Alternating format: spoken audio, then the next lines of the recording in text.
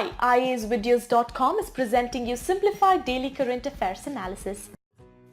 Sikkim is set to become the first state in India to roll out universal basic income. What is universal basic income? How does it work? Why the idea of UBI is good in the Indian context? But is such an idea feasible in India? If implemented, what immediate challenges could UBI pose? GS Paper 1, Issues related to society. In this video, you can find detailed answers for all the above questions. The above article has been retrieved from indianexpress.com, dated January 12, 2019. What we are providing here is just a 10% sample out of the full-length video. Visit our website iasvideos.com to join the course and to unlock all videos. We offer this pen drive course cash on delivery on Amazon.in too.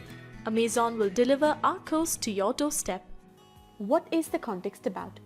Aiming to put an ambitious plan into reality by 2022, the tiny state of northeast India-Sikkim may become the first state in the country to introduce the scheme called the Universal Basic Income. Being hailed as a viable alternative to various welfare schemes and programs, and the ambitious scheme would benefit the entire population of 7 lakh people in the state. The state's ruling party, the Sikkim Democratic Party, headed by the Chief Minister of the state, Pawan Chamling, has decided to include UBI in its election manifesto. What is Universal Basic Income? The scheme is non-discriminatory, as under it every single inhabitant of the state, irrespective of his or her identity or economic status, would be guaranteed a fixed monthly sum. The amount will be transferred directly to the bank account by the government of the state every month. The inherent idea is to subsume all the other subsidies and allowances in others in order to provide a certain income to people on a monthly basis. How does it work?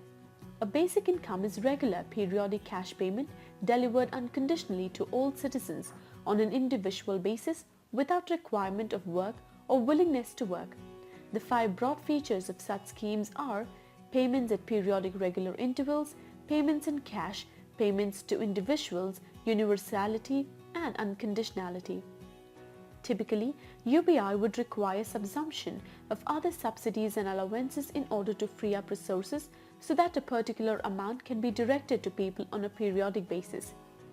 Why the idea of UBI is good in the Indian context? The idea of the UBI is more relevant for India than for the advanced economies which have been considering it so far, since governments in India tend to mess up when it comes to distinguishing the poor from the non-poor. As a result, the poor get very little of what is spent in their name. Also, it is argued that many of the subsidies benefit the rich more than the poor. But is such an idea feasible in India? An acceptable level of the UBI could be an income equivalent of the poverty, which is about Rs 1,090 per month for each individual in 2015-16 prices. The total cost of providing this income to all Indians would amount to 12.5% of GDP, which is nearly equal to the size of Union government's budget. Thus, such a UBI which provides poverty line equivalent income to all Indians does not appear to be feasible because of budget constraints. If implemented, what immediate challenges could UBI pose? One big challenge relates to the phasing out of food-related subsidies. Any plan to replace food-related subsidies has to contend with the implications of such a move on food security of the country. Also, whether farmers will continue to produce enough food grains in the absence of price incentives remains a big question. UBI is also inevitably linked with government withdrawal from other channels of public service delivery. However, withdrawal of government support from public goods and necessities like health, education is not justifiable, as the weaker section have varied needs which cannot be met simply by transferring money. It is also argued that unconditional cash transfers might raise wages due to the decline in the supply of casual laborers. There is also a question of whether a shift towards it should be a substitute for all existing subsidies or whether it should complement the existing ones. The other big challenge relates to coordination between state and central governments. Any plan to phase out subsidies and tax exemptions will require an extraordinary degree of cooperation between the states and the centre.